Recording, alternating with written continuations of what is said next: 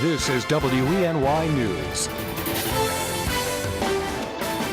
Thanks for clicking on the webcast. I'm Kelly Meyer. Here's the latest from WENY News and the Star Gazette.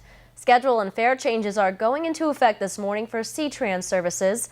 Some of the major route changes include the Wellsburg-Waverly route. That'll be reduced to 2 runs per day from the current 6. The Southside Loop will be reduced to evenings, Sundays, and holidays via the Mall Express route. And the St. Joseph's Hospital Loop will be discontinued, but service areas will realign with other routes. Cash and pass fares are expected to increase about 15%, and monthly pass fares will increase in 2 steps, going from $50 to $55 this year, and then increasing to $60 in November 2015.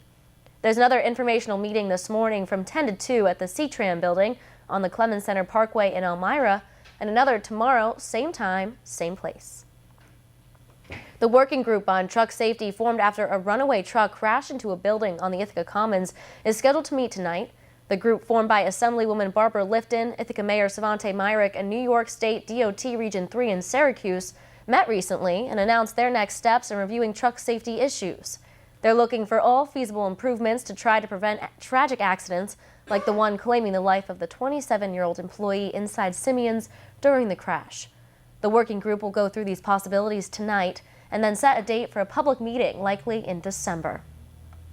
And new families came together on Friday. 6 children were adopted by 2 sets of parents as part of Steuben County's celebration of National Adoption Day. There are currently 91 children in foster care in Steuben County.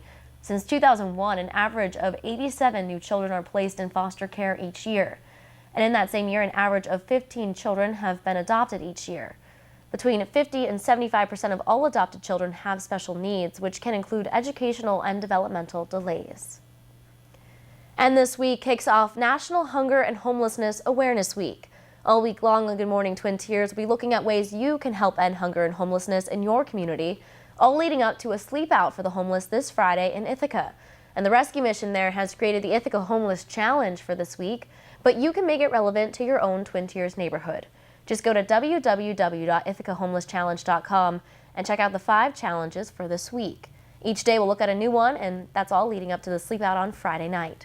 Today's challenge, learn more about the issue of homelessness and barriers of individuals experiencing it daily. For all the information on this story, head over to our website, WENY.com, and click on this story. Now here's Craig Flint with today's forecast. Hey, Craig. Hey there, Kelly. Good morning to you. Good morning, everyone. Temperatures today starting in the 30s right now, so it's kind of borderline for mixed precipitation and a bit of a lull in the precipitation right now, but we should bounce to near 40 this afternoon. So that will mean any mixed type stuff will go over to rain. So it's a mixed to rain scenario today, except for far northwestern sections. That is where it will sustain snow, and that's where it will add up, 4 to 8 inches. Far western sections of New York State, nothing like that here today. As a matter of fact, I think it's just mainly wet today. So I've plotted that 32-degree demarcation line on the map for you this morning. Well, as you can see, where it's above 32, down to the south and east, that's where we have the rain falling through central PA and then up through the Poconos. By contrast, you jump the line, it's snowing. Erie, Jamestown, Buffalo, Rochester. And I think through the course of the day, our area, Elmira proper, will likely be in that 32-degree plus air. So we should top out near 40, which again means mainly wet and not white. So you can see here at 3 o'clock this afternoon, it's exactly what I was just telling you, rainy. And it should start to taper a bit this afternoon. Now tonight, here's the thing. West winds are really going to start to howl, all right? So it's a 10 to 20 mile per hour sustained west wind tonight. That is going to bring in the lake effect snow. Lake effect snow guns will really start to fire on Tuesday. Now, yes, we do have the risk for a scattered snow shower or 2 passing through on Tuesday, but the most significant lake effect is back to the west. For us, just a passing snow shower, wind and cold, only 26 tomorrow. That's going to be tough because you factor in that west wind, it's going to feel like 5 to 10 above. And that's really going to cause the lake effect snow bands to rock out to the west right through the day on Tuesday. So if you have to head to the west, plan on some tough travel.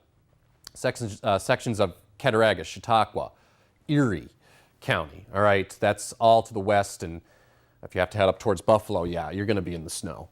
Check these numbers out. This is just incredible. Around Buffalo, some of the south towns, Erie County, southern Erie County, Cattaraugus County, Chautauqua County, 12 to 20 inches, and there could even be some thunder snow. Yeah, some pretty intense lake effect to the west. The white shading area, again, outside of our viewing area, there you are in Elmira, okay?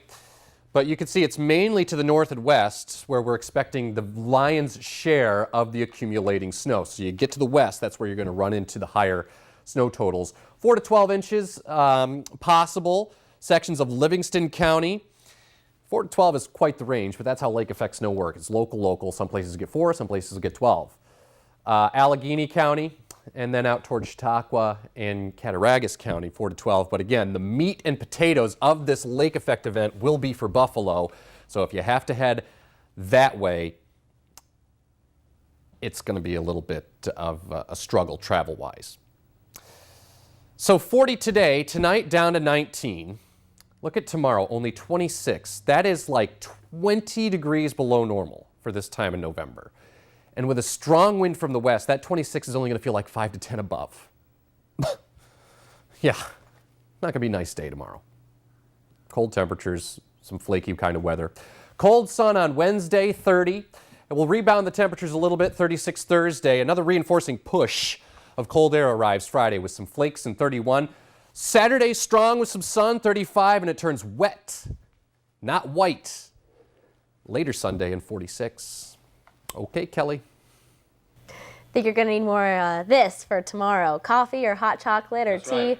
Whatever you like, grab it and join us tomorrow morning. It'll feel like January. It'll feel like January, as Craig Flint is telling us. Well, tune in tomorrow morning and all of our news later on, noon, 5:30, 6, and 11, for the latest on the weather and sports and news.